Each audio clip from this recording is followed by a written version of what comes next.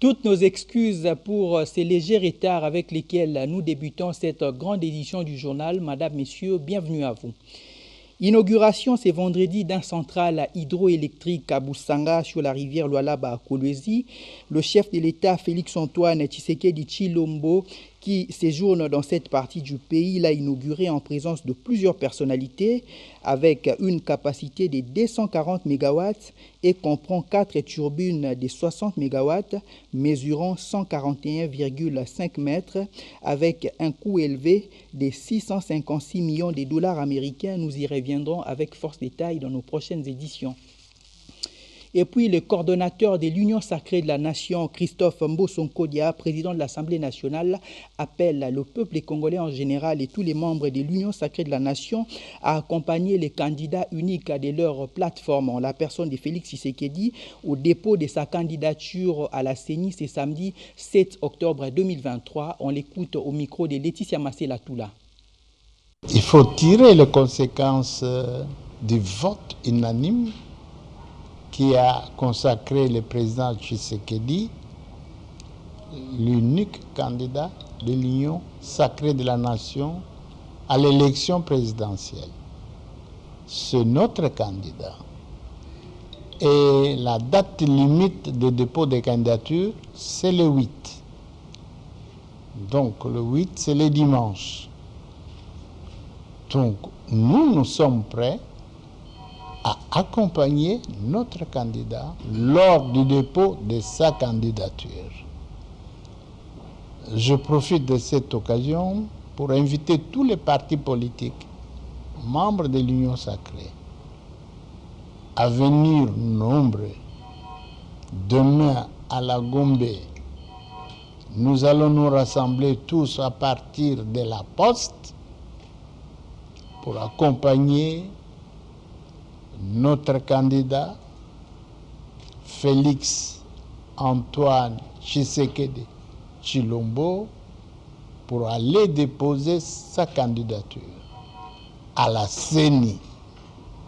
Soyez nombreux, chers membres de l'Union sacrée. Kinshasa Lobby et Kobougé. Il y a 11 candidats. Nous n'avons peur de personnes. Nous allons soutenir notre candidat. Nous allons le soutenir et nous sommes convaincus que notre candidat va gagner. La République démocratique du Congo sera plutôt bientôt dotée d'un ordre des environnementalistes. La question était au cœur de la plénière de séjour à l'Assemblée nationale et la proposition de loi y relative a été déclarée recevable. Laetitia Masséla-Toula pour le compte-rendu. La plénière de ce jour a été consacrée essentiellement à l'examen et l'adoption de la proposition de loi portant création, organisation et fonctionnement de l'ordre national des ingénieurs environnementalistes en République démocratique du Congo. La plénière a dû s'épancher utilement sur cette éventualité qui a bénéficié de l'initiative de la députée nationale Angèle Tabouma-Kosso, questeur de la Chambre basse du Parlement que dirige le président Christophe Mbosso Kodia. Quelques lignes pour résumer ses propos par Madame la députée nationale. Il était vraiment temps pour cette législature d'organiser les personnels qui se déclarent compétents de gérer aux côtés du gouvernement l'environnement, comme il se devrait. Parce qu'actuellement, nous assistons ou nous observons beaucoup de charlatanisme dans ces domaines. Même ceux qui ne sont pas des environnementalistes ou des personnes qui veulent se déclarer comme telles, mais qui en réalité n'aident pas la République démocratique du Congo à gérer convenablement son environnement. Cet ordre à mettre en place en République démocratique du Congo, régorgeant des environnementalistes, tombera à point nommé, étant donné que la République démocratique du Congo reste un pays disposant d'une biodiversité importante et qu'il s'observe un certain charlatanisme en matière environnementale, où presque tout le monde se réclame environnementaliste sans faire preuve de critères requis.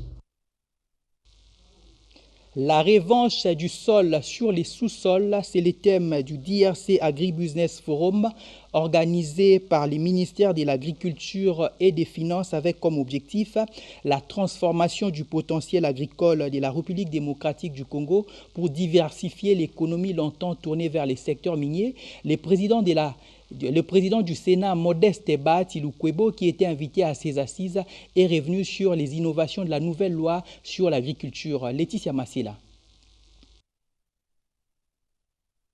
Invités à ces assises qui réunissent autour du gouvernement les acteurs du secteur privé et les partenaires internationaux en vue de proposer des solutions pouvant stimuler la production agricole et des opportunités d'affaires. Modeste Baati-Lukwebo assume sa double casquette de président du Sénat et d'auteur de la nouvelle loi sur le principe fondamentaux de l'agriculture, éclairer la lanterne des participants lors du panel qu'il a animé à cette occasion. Modeste Baati-Lukwebo a soutenu que l'ancienne loi qui était promulguée en 2011 ne favorisait pas un bon climat des affaires. Le président de la Chambre haute du Parlement, la nouvelle loi qu'il a initiée et qui est déjà votée au Sénat vise à créer les conditions favorables afin d'ouvrir cet important secteur aux investisseurs et de concrétiser la diversification de l'économie congolaise, comme le souhaite le chef de l'État Félix-Antoine Tshisekedi Tshilombo. Parmi les innovations de la nouvelle loi figurent les allègements fiscaux et la création d'un fonds pour soutenir les investisseurs du secteur agricole. La première loi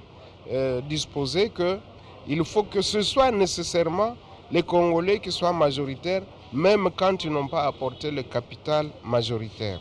Donc ça, il fallait nécessairement qu'on puisse mettre un terme à cela. Deuxièmement, il y a beaucoup de taxes et la fiscalité plombait le secteur de l'agriculture. Là aussi, la proposition, c'est de ramener au strict minimum la fiscalité. Troisièmement, le fait qu'il y en a qui avaient des concessions agricoles, mais qui les gardaient, les contemplaient, mais ne les mettaient pas en valeur et aucune sanction n'était prévue. En présence du président de la Chambre basse du Parlement, Christophe Mosokodia, qui est également invité à ces assises. Le gouvernement, par la voix du ministre de l'Agriculture, José Panda, a exhorté la Chambre basse du Parlement à se pencher en seconde lecture sur cette loi avant la fin de la législature en cours, afin de doter le pays de l'instrument juridique qui va lui permettre de développer rapidement ces secteurs cruciaux de la vie nationale. Prenons cette nouvelle dans les secteurs de la justice. Maître Kapinga Tumba Gisèle est confirmée présidente du CNDH par le Conseil d'État à la suite du jugement rendu le mercredi 4 octobre 2023 de la requête de l'ancien président Paul Nsapou, introduite au Conseil d'État déclarée irrécevable. Rappelons que Paul Nsapou était déchu de ses fonctions depuis le 1er septembre dernier. Les CNDH lui reprochent des tentatives de détournement de fonds publics, une attitude à opposer les collègues commissaires, l'usage du faux et incompétence notoire. L'heure est désormais à la restitution, à l'unité et à un travail bien fait au sein de cette institution d'appui à la démocratie. Toujours dans les secteurs de la justice, l'intervention volontaire ou forcée devant les juridictions de l'ordre judiciaire et administratif ou devant les juges d'urgence en droit OADA, c'est le thème de la formation de renforcement de capacités organisée par l'Académie Abed Kaimbe à l'intention des juristes et des banquiers. Merveille Bilunda.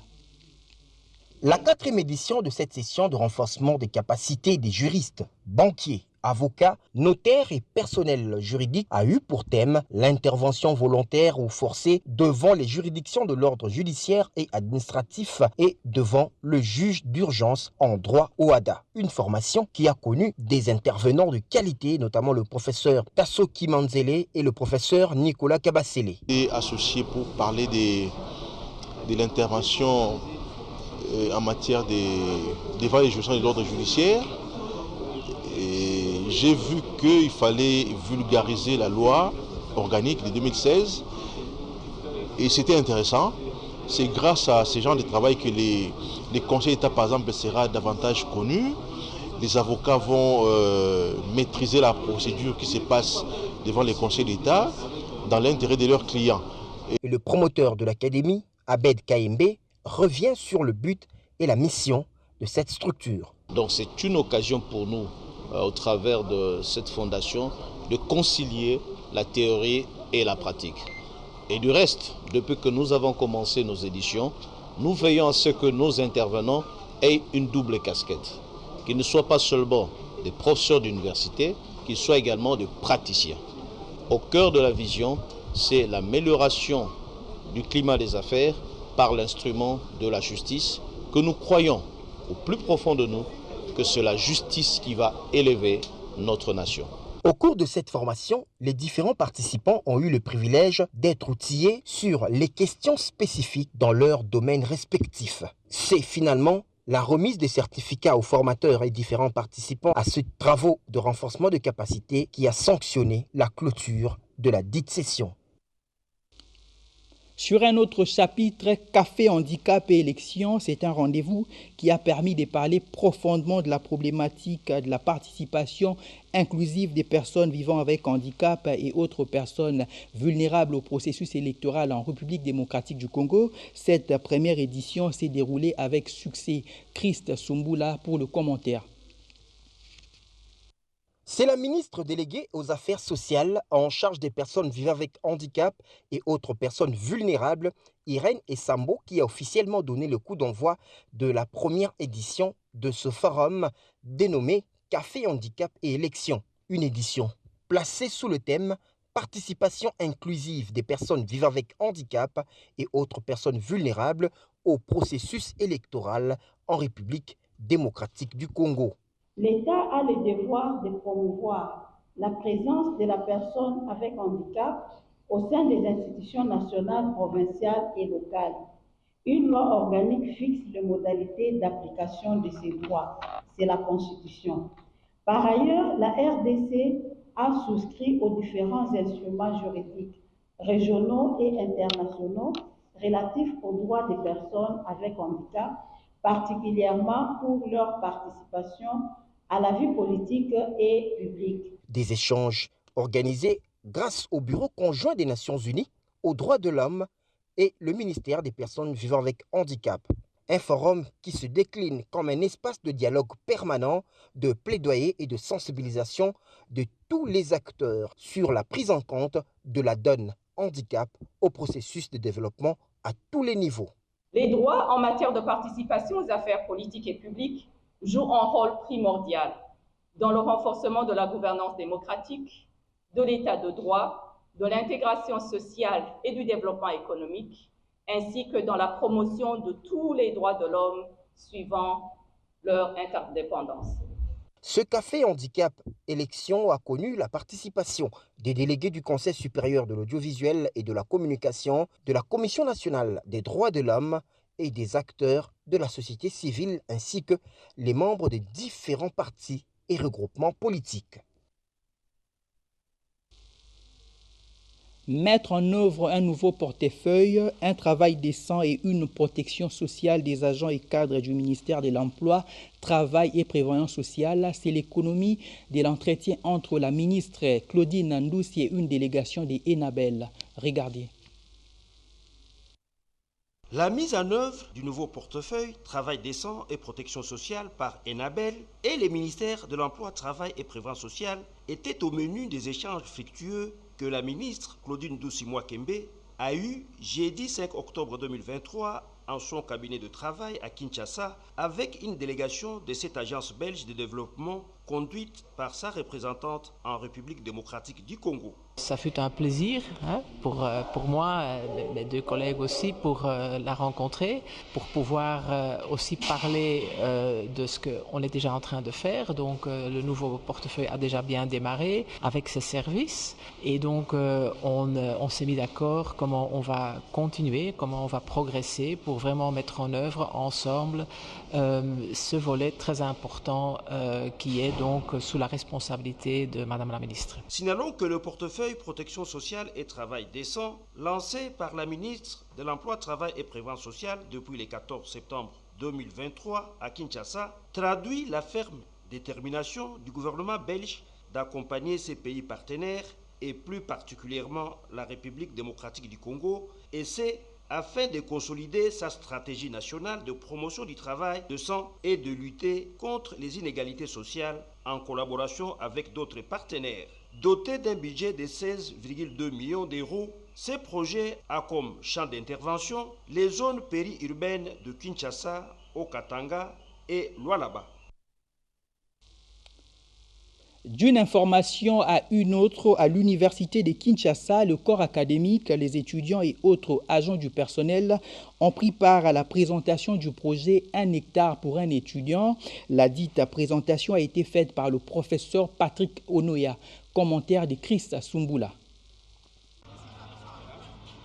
Étudiants et autorités de l'UNIKIN ont eu le privilège d'être outillés par les partenaires et techniciens en agronomie pour la réalisation et l'accompagnement du projet 1 hectare pour un étudiant. Le dit projet, initié par le lobbyiste et stratège en investissement Patrick Onoya, aura donc le privilège de permettre aux étudiants de voir en quoi consiste-t-il exactement et comment faire pour procéder. Ici, il est vrai que vous nous avez vus il n'y a pas longtemps à Songololo, où dans un partenariat avec les chefs de terre, le projet 1 hectare pour un étudiant a reçu 100 000 hectares de terre. Il était question actuellement de pouvoir s'armer des techniciens, donc des agronomes, qui pourront accompagner le projet dans sa phase pilote. Son Excellence Julien Paloukou a parlé actuellement de la possibilité de pouvoir utiliser la farine de manioc panifiable pour la production de pain. Et nous pensons que si nous arrivons à développer, n'est-ce pas, la farine de manioc panifiable ici en entrant dans la dynamique du ministère de l'Industrie, on peut récupérer, si on se fixe même un taux de transformation de 25%, 100 000 tonnes, n'est-ce pas, de farine de manioc développée. Il importe de noter que le chercheur Patrick Onoya a précisé que dans le concret, la première campagne de ce projet sera lancée à partir du mois de décembre prochain. Sur le plan sécuritaire, dans la province du Nord Kivu, les forces armées de la République démocratique du Congo sont au front. Ces vaillants militaires récupèrent depuis peu quelques localités jadis occupées par les inciviques, les délinquants du M23 sous couvert du Rwanda. À ces propos, les commandants de la 34e région militaire du Nord Kivu s'est réjoui de cette montée en puissance. On l'écoute. Nous sommes dans un environnement où nous avons la guerre asymétrique. Et dans la guerre asymétrique, il y a un aspect où on utilise une arme que j'ai toujours appelée une arme qu'on appelle opération d'influence. On peut influencer négativement, tout comme on peut influencer positivement. C'est ainsi que je le décris toujours qu'il y a trois aspects. Nous, dans l'armée, nous appelons, il y a les aspects, ce que nous appelons la déception. La déception, cela veut dire qu'on peut faire répandre des fausses informations pour amener les gens à faire une chose vers la droite et ils entrent par la gauche. Et la population doit avoir confiance en son armée et à sa police et à toutes les structures de la sécurité mises en place. Nous avons tout de suite compris qu'il fallait calmer la population. Pour calmer la population, il fallait imaginer un certain nombre de choses à mettre en place, c'est-à-dire mettre la population en confiance. C'est ainsi que nous avons pensé qu'il faut les faire associer carrément dans la sécurisation de la vie d'abord. Et comme vous savez que l'histoire dit que souvent les gens fuient par peur. Vous savez, actuellement nous vivons dans un monde où les infos ops, les gens véhiculent les fausses informations, des rumeurs qui souvent font peur à la population. C'est ainsi qu'il a fallu commencer par mettre en place un dispositif pour permettre à ce que la population elle-même participe et prenne en charge sa sécurisation, et c'est ensemble avec la police et l'armée.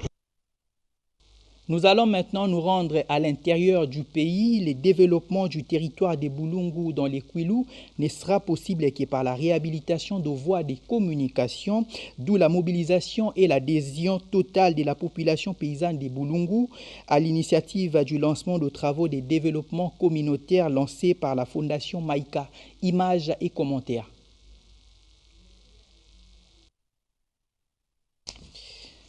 Et puis, les femmes candidates au scrutin de 2023 ont participé ce vendredi 6 octobre à une formation de coaching et de réarmement mental, initiative de la dynamique nationale des femmes candidates d'INAFEC en partenariat avec l'ambassade de Suède en République démocratique du Congo. Caritas Loubela signe ses reportages.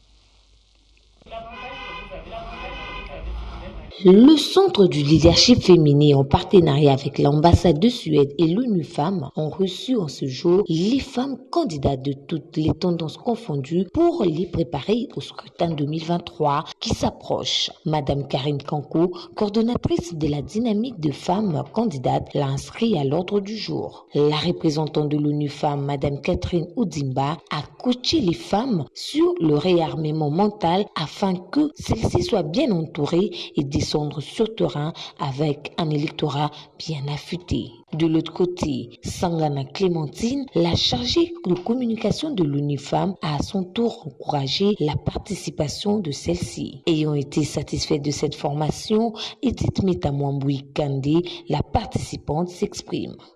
Aujourd'hui, la femme candidate a appris comment est-ce qu'elle doit se préparer en tant que candidate et comment est-ce qu'elle va communiquer avec sa base. Dans le but de pouvoir améliorer le scrutin des femmes, améliorer le score de la participation des femmes, qu'on ait plus de femmes au Parlement. La femme candidate doit bien connaître sa circonscription, mais aussi les enjeux de l'heure, a souligné les représentants de l'ONU.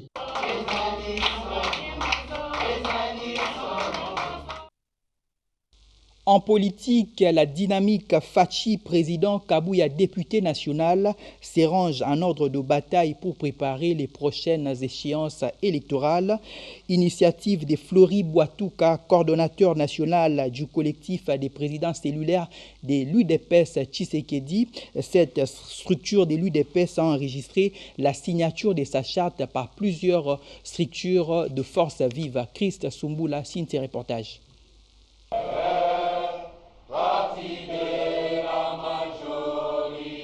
Réunis massivement, les combattantes et combattants du parti présidentiel, des différentes composantes, notamment les présidents cellulaires, la Force du Progrès, quelques membres de la Ligue des Jeunes et autres, ont tous signé la charte de la DIFACA avant sa sortie officielle. Selon son instigateur, Flori Boitouka Katema, le soutien pour les deux candidatures portées haut par la dynamique commence dès maintenant et doit se matérialiser par une campagne électorale de porte-à-porte. La sensibilisation de la population congolaise en général, de Kinshasa, Moamba en particulier, pour une large victoire de Félix Antoine Tshisekedi à la magistrature suprême et faire d'Augustin Kabouya député national, le mieux élu de la République, reste l'objectif principal de la DIFACA. Fier d'être du bon côté de l'histoire, le coordonnateur national des présidents cellulaires de l'UDPS Tshisekedi a, avant de clôturer son allocution, lancé un appel aux combattants et combattantes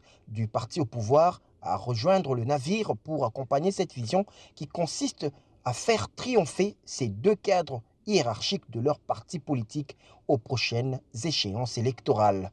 Dans la foulée, Flori Boitouka Katema a également demandé aux membres de la DIFACA de se mobiliser davantage pour accompagner tambour battant à la fin de cette semaine le secrétaire général de l'UDPS au quartier Mombele dans la commune de Limete où il ira communier avec la population quinoise de cette partie de la capitale congolaise.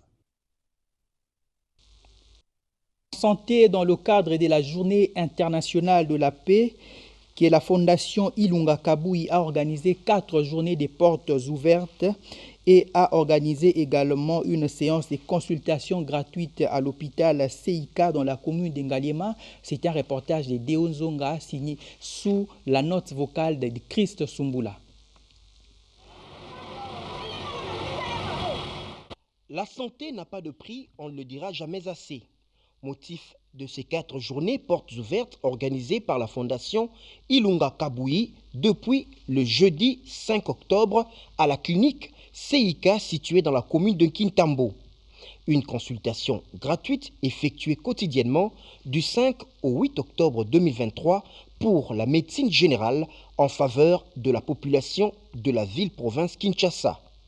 Pour le président de cette fondation, le docteur Ilunga, le corps humain a toujours besoin d'être consulté.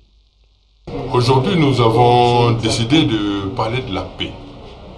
La paix commence d'abord par une paix personnelle, la santé. Si vous avez une bonne santé, vous êtes bien, vous avez déjà une paix interne en vous-même. Et puis, la paix liée à la famille, qu'on soit à l'aise dans la famille. C'est ainsi que nous avons commencé comme première activité de prendre en charge les familles. Nous voulons prendre du point de vue médical, voir un peu comment est la population. Est-ce qu'ils mangent suffisamment? Est-ce que leur tension est bonne? Est-ce que leur glycémie est bonne? On fait les différents examens, on les examine pour voir s'il y a des pathologies connexes qui peuvent altérer cette paix, aussi bien chez les parents que chez les enfants. D'où les 4 jours portes ouvertes que nous avons introduits dans la fondation ICA.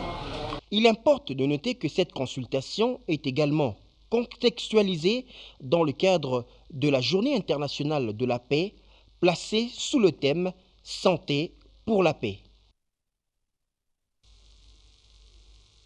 Fin de cette session d'information. Merci de l'avoir suivi. Bonne suite au programme sur votre chaîne, la RTNC2 Développement.